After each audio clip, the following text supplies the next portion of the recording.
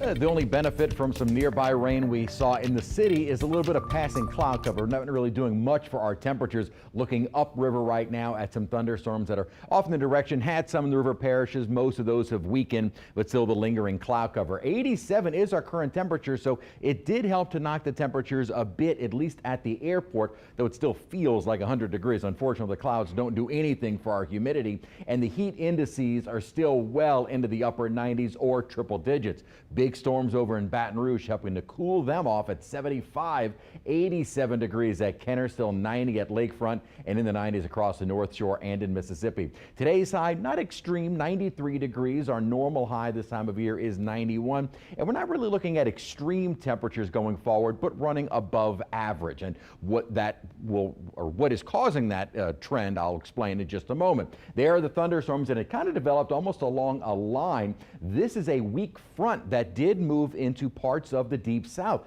And if you were going to be going off to the beaches this weekend, the humidity did come down.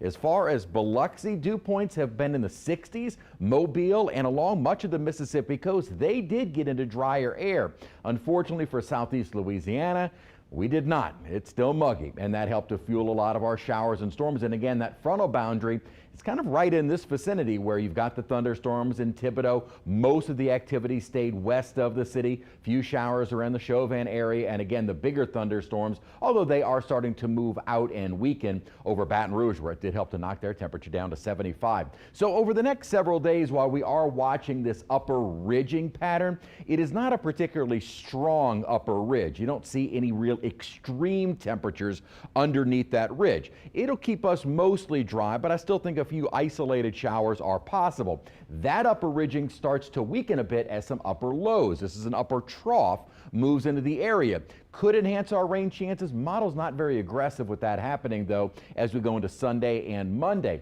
Then by Tuesday and later into the week, an even stronger upper high builds in. That will likely lead to almost no rainfall and temperatures well into the mid-90s. So I think the hotter weather is on the way toward the end of next week, middle to end of next week. So for the duration of our holiday weekend, mostly dry and, again, not extreme temperatures, but definitely running above average. Got into some rainfall again here because of the stalled frontal boundary. We'll keep a mention of about a 20-30% chance of rain during the day tomorrow as we head into the afternoon and evening hours. So not a washout by any means for our 4th of July, but definitely a chance for a few passing showers. Quick check of the tropics with the front now offshore. There's an area that is being monitored generally over central Florida. This is what the models are kind of picking up on, and you can almost see in the motion on satellite and radar, there is looking to be some kind of broad general circulation trying to form. Once that gets out into the Atlantic waters, I do think it has a decent chance of developing,